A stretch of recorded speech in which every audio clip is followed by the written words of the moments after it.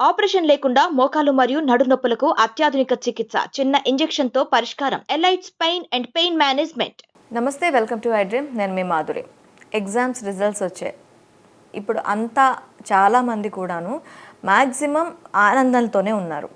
మనకి ఇంకొన్ని చోట్ల విషాదాలు చవి చూస్తున్నాం. ఎగ్జామ్ రిజల్ట్ రాగానే కొంతమంది ఆత్మహత్యలకు పాల్పడుతున్నారు. అసలు ఎక్కడ జరుగుతోంది తప్పు, ఏం జరుగుతోంది, ఇవన్నీ డీటెయిల్గా చెప్పడానికి మనతో పాటు ఉన్నారు సైకాలజిస్ట్ వంగిపురపు రవికుమార్ గారు అండ్ హెచ్ఆర్ మేనేజ్మెంట్ కూడా తనని అడిగి డీటెయిల్గా తెలుసుకుందాం. హలో సార్, మనకి ఎగ్జామినేషన్స్ వచ్చాయి, ఎగ్జామ్స్ అయిపోయాయి అనేటప్పుడు ఒకలా అలర్ట్ అయితే, ఎగ్జామ్స్ టైంలో ఒక టైప్ ఆఫ్ అలర్ట్నెస్ ఉంటే, ఎగ్జామ్ రిజల్ట్స్ వచ్చిన తర్వాత ఇంకో టైప్ ఆఫ్ అలర్ట్నెస్కి మనం ఎక్కువగా లొంగిపోవాల్సి వస్తుంది. ఇక ఈ మధ్య కాలంలో సూసైడ్, ఇంతకుముందు ఒక 10 years బ్యాక్ అయితే ఈ సూసైడ్స్ అవి ఎక్కువగా లేవు. ఈ బిఫోర్ ఈ 10 to 15 yearsలో ఏమవుతుంది అంటే చాలా ఎక్కువగా నేను ఫెయిల్ అయ్యాను అంటే ఇంకక్కడితో అయిపోయింది, నేను చచ్చిపోవాల్సిందే, ఇంకా చదువు లేకపోతే నేను ఇంకా దేనికి పనికిరాను అనే థాట్కి పిల్లలు వెళ్ళిపోతున్నారు. అసలు ఈ సూసైడ్స్ థాట్స్ ఎందుకు వస్తున్నాయి అసలు వాళ్ళకి? మొట్టమొదటిగా మనం తెలుసుకోవాల్సినట్టు, మీరు అడిగిన క్వశ్చన్లోనే థాట్స్ వస్తున్నాయి, ఆలోచనలు అన్న దీనికి. ఈ ఆలోచనలకి మొట్టమొదటిగా మనం తెలుసుకోవాల్సిన ఒక అంశం ఉందమ్మా. తండ్రి యొక్క కొన్ని వేల క్రోమోజోమ్స్ తల్లి గర్భంలోకి విడుదలవుతాయి. వెళ్ళిన దాంట్లో ఒకటి సక్సెస్ అవుతుంది. జనరల్గా మనకి 1, 2 మ్యాక్సిమం ట్విన్స్, థ్రైస్ మనకి పుడుతూ ఉంటారు. అక్కడ పుట్టినప్పుడు అక్కడే విజయం స్టార్ట్ అయిపోయింది మనకి. అది ఎవరని చెప్పుకో. ఎందుకంటే day 1 it is your success start from the day 1. కానీ అది ఎవరం గుర్తించాము. అది ఏం చేసామంటే సూర్యుడు ఉదయం అస్తమయం లాగా అది రొటీన్లో వేసేసుకున్నాము, కానీ అక్కడి నుంచి విజయం మొదలైంది అని చెప్పి ఎప్పుడు ఆలోచించాం.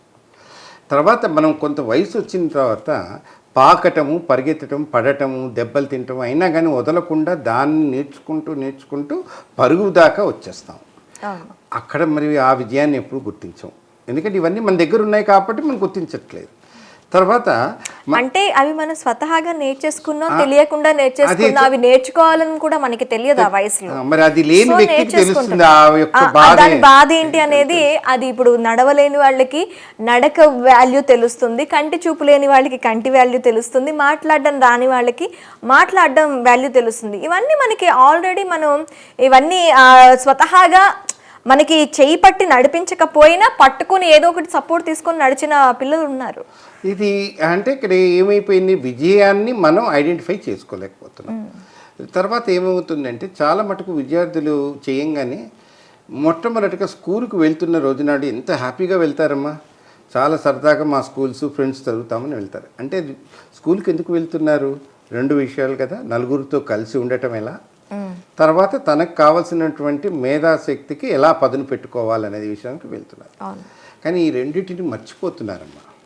మర్చిపోతూ ఎంతసేపటికి మనకున్నటువంటివి 3 అంశాలు ఎక్కువగా మన జీవితాలలో డామినేట్ చేస్తుంది. క్షమించాలి మాట అంటున్నందుకు. మొట్టమొదటిగా సినిమా ప్రపంచంలో కనపడుతున్నదంతా నిజమే అనుకొని సినిమాయే నా జీవితంగా భావిస్తున్నారు. రెండవది, గెలిచిన వాళ్ళ గురించి చెప్తుంటే వాళ్ళు వెనకాల ఎంత కష్టపడ్డారో ఎవరు చెప్పరు. గెలిచిన వాళ్ళ గురించి మాట్లాడతారు, గెలుపుకి కారణాలు చెప్పరు. తర్వాత మూడోది, అపజయం లేకుండా ఇంత మటుకు సక్సెస్ అయిన వాళ్ళు ఎవరు లేరు. ఇది వీటి గురించి మన చేతి. ఈ 3 విషయాల గురించి ఎప్పుడైతే మనం చెప్పగలుగుతామో ఒక విద్యార్థికి మొట్టమొదటిగా తెలుసుకోవాల్సింది ఏంటి అంటే, ఈ పరీక్షలలో కాకుండా ఈ జీవితంలో ప్రతిరోజు రాత్రి పడుకున్నప్పుడు పొద్దున్న లేవటం ఒక అదృష్టం. లేస్తామో లేవో తెలియదు. మన కోవిడ్ రోజు నాడు మనం చూసాం కదా, ఎన్నో రకాలైన పరిస్థితులు, ఇంక్లూడింగ్ మన పీల్చే గాలిని కూడా జాగ్రత్త పడవలసిన పరిస్థితులు ఏర్పడ్డాయి. ఎవరికి తెలియకుండా కూబస్త మండూకం లాంటి కప్ప యొక్క జీవితాలను మనం అనుభవించాం. 2 ఏళ్ళు మనం అనుభవించాం. కానీ ఇవన్నీ కూడా మనం ఏంటంటే పక్కన అయిపోయిన చరిత్ర దీని గురించి ఆలోచించకుండా భవిష్యత్తు దీంట్లో నేను చేయవలసింది ఏంటి, ఎక్కడ మారి. ఒక విద్యార్థి 7వ క్లాస్ దాకా వచ్చేదాకా ఆడుతూ పాడుతూ 50, 60, 70 మార్కులు దాకా తెచ్చుకుంటే పర్వాలేదు. కానీ అక్కడ నేర్చుకోవాల్సిన కొన్ని ఉన్నాయి. మనకి ముఖ్యంగా 3 అంశాలు ఎక్కువగా విద్యార్థికి నేర్పాలి.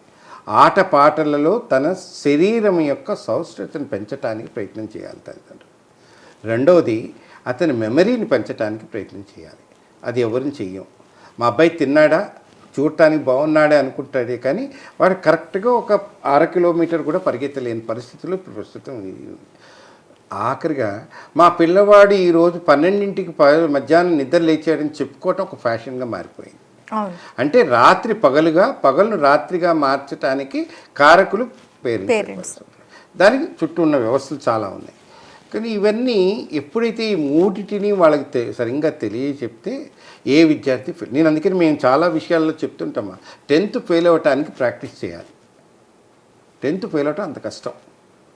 ఎందుకు అంటే ఇప్పుడు ఉన్నటువంటి ఒక్కొక్క చాప్టర్లో మనకు ఉన్నది 6 చాప్టర్సే, 6 4 క్వశ్చన్సే ఉంటాయి.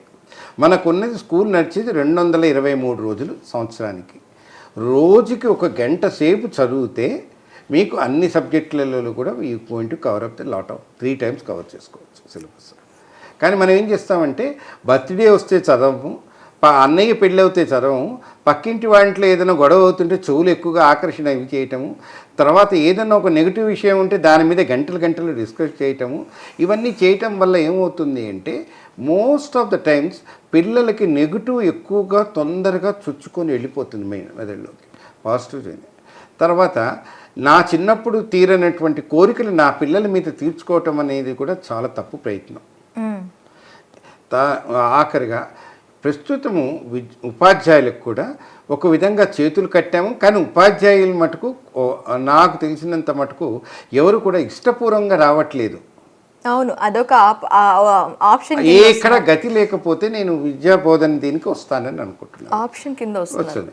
సో ఇవన్నీ ఎప్పుడైతే మనం మార్చగలుగుతామో, విద్యా బోధనకి ఆప్షన్ కింద రావటంలో ఒక పైన చాలా కార్పొరేట్ స్కూల్లో ఎంతమంది సార్ మనకి బిఎడ్లు కానీ డైట్లు కానీ రాసి వచ్చిన వాళ్ళు ఉన్నారు, టీటీసీలు కానీ కంప్లీట్ చేసిన వాళ్ళు ఉన్నారు.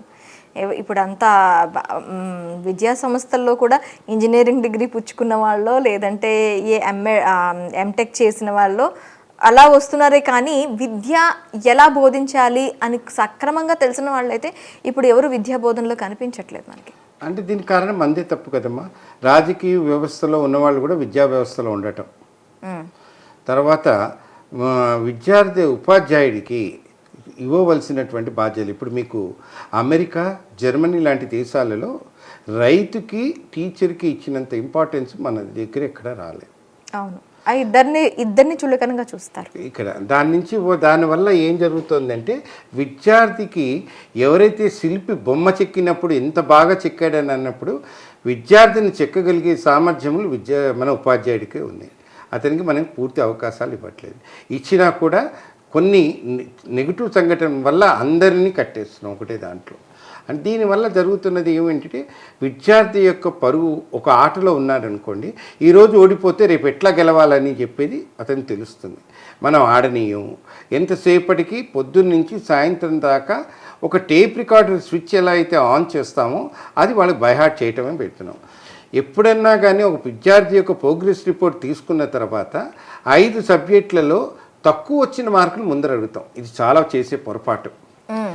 మంచిగా వచ్చిన దాంట్లో అరే యు ఆర్ డన్ ఎక్సలెంట్, సోషల్లో బాగా చేసేవరా, ఈసారి ఇంగ్లీష్ అయితే నువ్వు అనుకోవద్దు కానీ చాలా బాగా మార్కులు వచ్చాయి, ఈ 2 బాగా చేసిన వాడివి సైన్స్ అంతా చాలా తేలిక అసలు అని చెప్పి అతను చెప్పే విధానంలో కూడా మార్పు తెచ్చుకోవాలి. తర్వాత విద్యార్థి ఎప్పుడైనా సరే చేతిలో నుంచి ఒక వస్తువు జారి పడిపోయింది అనుకోండి, ఎప్పుడు నువ్వు పాల్గొడతావు నెగిటివ్గా. నీ చేతిలో నుంచి జారి పడిపోతేనేమో పొరపాటు అంటున్నావు, ఒక విద్యార్థి దగ్గర నుంచి ఏదైనా జరిగితేనేమో అతను గ్రహపాటు అంటున్నావు.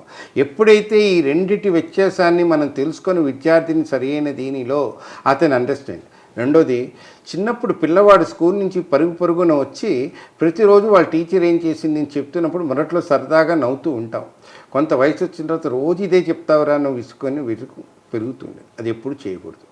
విద్యార్థి చెప్తున్నప్పుడు ఎంతసేపటికి మనం వినగలిగే శక్తి సామర్థ్యాలు ఉండగలిగితే అప్పుడు అది ఆ విద్యార్థి యొక్క మెదడుకి ఎదుగుదలకి సహకరిస్తుంది. రెండోది, ఎప్పుడైనా సరే ఒక విహారయాత్రకి కానీ ఒక పిక్నిక్ ఎక్కడికైనా వెళ్ళినప్పుడు చేసినప్పుడు విద్యార్థి చేత ఖర్చు పెట్టడం నేర్పియాలి. అప్పుడు ఏమవుతుందంటే అతను తెలియకుండానే ఆర్థిక పరిస్థితులు ఇంటివి ఎలా ఉన్నాయి, మనం ఎలా మేనేజ్ చేసుకోవాలనేది అతని ఒక ప్రణాళిక వేసుకుంటా. అంటే 5 మార్కుల క్వశ్చన్కి ఎలా రాయాలి, 3 మార్కుల క్వశ్చన్కి ఎలా సమాధానం చెప్పాలనేది వాటి నుంచి కొంత నేర్చుకుంటాం. మూడవది, ఎప్పుడైనా సరే ఏదైనా ఇంట్లో చిన్నవి కావాలన్నప్పుడు విద్యార్థిని పంపిస్తే ఏ షాపులో ఏం దొరుకుతుంది, ఏది ఎక్కడ కొనాలి, ఎందుకు కొనాలి, అమ్మా నువ్వు అప్పుడు మర్చిపోయావు చెప్పావు ఇవాళ ఇక్కడ కనపడుతుందని గుర్తు చేయడానికి అతని మెమరీని పెంచడానికి సరిపోతుంది. ఆఖరిగా మన దగ్గర క్రెడిట్ కార్డు ఉంది ఇవన్నీ అని చెప్పి fireless cookings, heartless livings, painless lifes ఇవన్నీ ఎక్కువ ఒకటే ఉంది. ఇంట్లో విద్యార్థికి ఎవరిని ఏ విధంగా పిలవాలి అనేది పేపర్ అతనికి ఇచ్చేటప్పుడు విద్యార్థి చేత ఇప్పిస్తే, ఓహో ఇతను డబ్బులు ఇస్తే మనకు పేపర్ ఇస్తున్నాడు, ఇతను డబ్బులు ఇస్తే పాలు ఇస్తున్నాడు, అవి లెక్కలు వాళ్ళ చేత క్యాలిక్యులేట్ చేస్తారు. నన్ను చక్కగా ఈ క్యాలిక్యులేట్ చేసావు అని అంటే ఇండైరెక్ట్గా వారికి కావాల్సినటువంటి జీవితంలో ముఖ్యమైన భాగాలలో తేలికపరచడానికి భాగంగా మారుతుంది. ఎప్పుడైతే ఇవి చేస్తామో ఫెయిల్యూర్స్ నుంచి కూడా అరే మన వెనకాల వీళ్ళు ఉన్నారు, మనం తప్పు చేసినా కానీ చూస్తారని నమ్మకం పెరిగినప్పుడు ఎప్పుడైనా సరే విద్యార్థి తన ఏళ్ళను కోల్పోయినప్పుడు దాని గురించి మాట్లాడటము, డిస్కస్ చేయటం అనేది చాలా అవసరం. ఎప్పుడైనా ఇంకోటి కూడా గుర్తుపెట్టుకోవాలి, ఎవరైనా ఆత్మహత్య చేసుకుంటున్నారు ఇదేనప్పుడు 3 రకాలైనటువంటి లక్షణాలు కనపడుతుంటాయి. ఏంటి? మొట్టమొదటిగా అంటే వాళ్ళు ఏం తిన్నారో తిన్న తర్వాత అడిగితే చెప్పలేరు. రెండవది, సమయానికి స్నానం చేయరు, they keep on postpone it. ఆఖరిది, ఎవరు వచ్చినా కానీ తప్పించుకొని వెళ్ళిపోయి ఒంటరిగా ఉండటానికి ప్రయత్నం చేస్తారు. ఈ లక్షణాలను కూడా ఐడెంటిఫై చేసుకోవాలన్నమాట. అంతేగాని వాడి పొగరు ఎక్కువైపోయింది, వాడి రూమ్లోకి వెళ్ళిపోయి వాడు తలుపేసేసుకుంటున్నాడు, వాడు వినట్లేదు. ఇంటిలో ఉన్న ప్రతిదీ వస్తువు కూడా మనదే అనేది నేర్పియాలి. అప్పుడు ఏమవుతుందంటే ఆ విద్యార్థి దీనిలో నలుగురు కలిసి ఏ విషయాన్నైనా ఓపెన్గా డిస్కస్ చేసుకోవటానికి ఇదవుతుంది. ఎప్పుడైతే విద్యార్థి తన మనసులోని భావాలను ప్రత్యేకరించడానికి అవకాశం ఎప్పుడైతే దొరుకుతుందో ఆత్మహత్యలు తగ్గుతాయి. రెండవది, విద్యార్థిని ఎప్పుడైనా సరే ఒక దీనిలో చదువులో సరిగ్గా లేడు అనుకుంటే వేరే దాంట్లో అతను ఏ దీంట్లో ఉన్నాడో అని తెలుసుకోవాల్సినటువంటి బాధ్యత కూడా తల్లిదండ్రులది ఉంది. ఆటలో ఉన్నాడా, పాటలో ఉన్నాడా, లేకపోతే అతను ఏదైనా ఒక అల్లిక టెక్నికల్ వైపు ఉన్నాడా అనేది తెలుసుకోవాలి. అంతేగాని మా పెద్దబ్బాయి ఐఐటి చదువుతున్నాడు, మా చిన్నబ్బాయి 10th పాసే కావట్లేదని చెప్పి ఎప్పుడైతే 2-2 మధ్య కంపారిజన్ పెరుగుతుంటుందో వాళ్ళలో ఒక విధమైనటువంటి వ్యతిరేకత పెరుగుతుంది. ఎప్పుడైతే వ్యతిరేక పెరుగుతుందో వాళ్ళ యొక్క ఆలోచనలు ఎప్పుడైతే వాళ్ళకి అనుకున్నట్టుగా జరగలేదో ఆత్మహత్య వైపు మళ్ళుతూ ఉంటుంది. ఇది మొదటి తెలుసుకోవాలి. తర్వాత ఆఖరిగా ఎప్పుడైనా సరే ఒక విద్యార్థిని ఒక పని చేస్తున్నప్పుడు ఆ పని వెనకాల ఏ విధమైనటువంటి లాభ నష్టాలు ఉన్నాయి అనేది కూడా మొదటి నుంచి నేర్పించవలసింది ఒక టీచర్కి ఎక్కువగా ఉంటుంది. దాని తర్వాత ఇంటిలో ఉన్నటువంటి అన్నయ్యలకి, అక్కయ్యలకి, తమ్ముళ్ళకి ఎక్కువ ఉంటుంది బాధ్యత. ఎందుకంటే అమ్మా నాన్నలకి ఎందుకు చెప్పాలి అంటే బావ అన్నవాడట తండ్రి తర్వాత తండ్రి అంటేవాడు. ఎందుకంటే బావ అంటే తక్కువ ఏజ్ వాడు వస్తారు. అక్కయ్య అన్నప్పుడు తను కూడా అప్పుడే అనుభవించింది కాబట్టి వాళ్ళతో డిస్కస్ చేసుకోవటానికి ఇది కుటుంబ వ్యవస్థలో ఇది అవసరం. ఒకప్పుడు అన్నయ్యని తిడితే తమ్ముడు సర్దుకొని పోయేవాడు. ఇప్పుడు అన్నయ్యని తిట్టినా తమ్ముడిని తిట్టినా ఎవరో ఒకరు నన్ను వాళ్ళని కాదని నన్ను తిడుతున్నావా అని చెప్పి ఇది ఎక్కువైపోతుంది. దీనికి కారణం ఏంటంటే నా బెడ్రూము నీ బెడ్రూమ్ అని ఎప్పుడైతే మన బెడ్రూమ్ అని చెప్పంటే ఎప్పుడైనా సరే అవసరం అవుతున్నప్పుడు ఎవరి బెడ్రూమ్లోకి వెళ్ళటానికి కానీ చేయటానికి పర్మిషన్ తీసుకోకుండా వెళ్ళగలిగే శక్తి సామర్థ్యాలు పెరగాలి. ఎప్పుడైతే అది పెరుగుతాయో మార్పు ఎప్పుడూ కూడా కనురెప్పకి ఉన్నటువంటి దూరమే. కనురెప్ప తెరిస్తే ప్రపంచం కనపడుతుంది, కనురెప్ప మూస్తే ప్రపంచం అంతా శాంతివంతంగా అయిపోతుంది. సో విద్యార్థి ఎప్పుడు కనురెప్ప తెరిచి ప్రపంచాన్ని చూడగలిగితే ఆ ప్రపంచంలో తను నేర్చుకోవాల్సినవి చేయగలిగితే మధ్యప్రదేశ్ అంటే మన కడుపుకి ఇచ్చినంత ఇంపార్టెన్స్ మెదడుకి ఇవ్వగలిగితే మెదడుకి ఇచ్చిన దాంట్లో కొత్తవి నేర్చుకోవటం వల్ల కుడి మెదడు ఎడమ మెదడు రెండూ సక్రమంగా పనిచేయటం వల్ల అది వయసుతో నిమిత్తం లేదు. మెదడుకి ఎప్పుడు కూడా కొత్త కొత్త విషయాలపైన నేర్చుకొని కొత్త కొత్త అంశాలు నేర్చుకుంటే ఎప్పుడైతే మెదడు ఎదుగుదలలో ఉంటుందో ఆరోగ్యం బాగుంటుంది. ఆరోగ్యం బాగుందంటే ఆలోచన బాగుంటుంది. ఆలోచన బాగుందంటే భవిష్యత్తు బాగుంటుందమ్మా. అందుకని మన విద్యార్థులకి ఆలోచన పెంపొందిద్దాము, నేర్పు చేద్దాము. ఆటలలో ఓటమి ఇది ఉంటుంది. అలలు సముద్రం ఒడ్డుదాకానే, కలలు కనురెప్పలు తెరిచేదాకానే, మాట పెదవులు తెరిచేదాకానే. ఇవన్నిటిని ఎప్పుడైతే కంట్రోల్ చేసుకుంటామో అప్పుడు విద్యార్థి యొక్క జీవితాన్ని ముగించుకోవటం అనేది కాకుండా అది ఎక్కడ ఆనకట్ట వేయాలి, ఎక్కడ పైకి చేయాలి అనేది తెలుసుకుంటాడు.